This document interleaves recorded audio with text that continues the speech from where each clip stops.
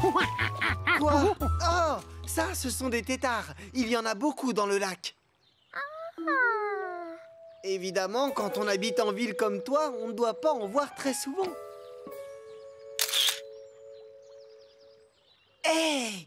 Et si j'en rapportais quelques-uns à la maison? Comme ça, je les verrais grandir. Pour capturer des têtards, on a besoin d'une épuisette et d'un bocal avec un couvercle.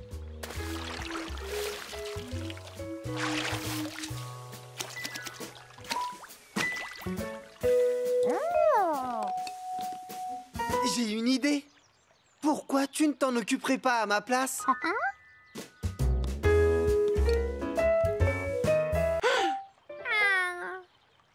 Ça devait être ennuyeux de tourner en rond dans un petit bocal. Les têtards avaient bien mérité de se dégourdir les nageoires dans le lac, pendant que Georges irait leur chercher à manger.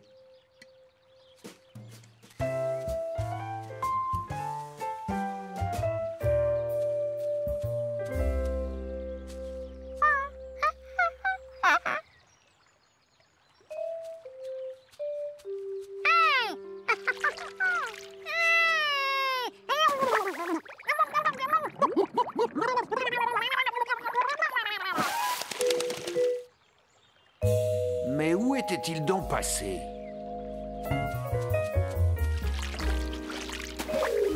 Qu'est-ce qu'il allait dire à Billy? Salut, Georges. On n'imagine pas tous les animaux qui vivent dans le lac. Oh, à ce propos, comment vont mes petits têtards? Bon, j'y retourne.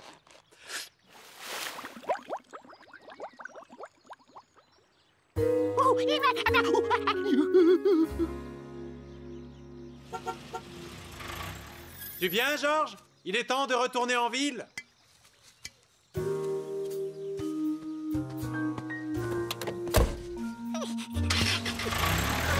Qui allait protéger les têtards pendant son absence? Qui allait leur donner à manger?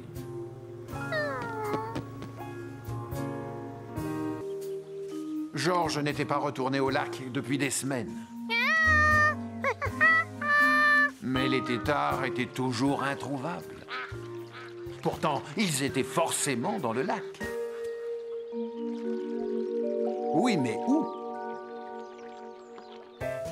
Le lac était grand. Trop grand pour qu'un petit singe puisse le traverser à la nage.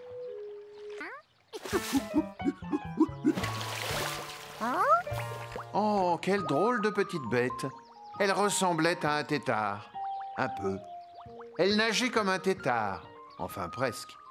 Mais elle était verte et elle avait des pattes, pas du tout comme un têtard. D'après Billy, les têtards changeaient énormément en grandissant. À quoi allait-il ressembler au bout d'un mois? Tu as remis mes têtards dans leur milieu naturel car le bocal était devenu trop petit. Alors tu les as vus se transformer en grenouilles. Ça valait le coup, pas vrai? Ah ah, exactement, c'est comme ma chenille qui s'est changée en papillon. Regarde.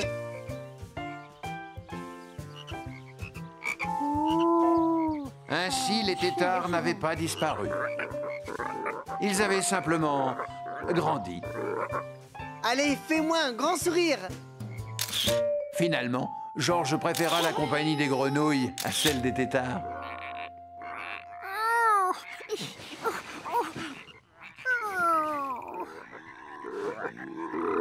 Enfin, quand elle ne l'empêchait pas de dormir.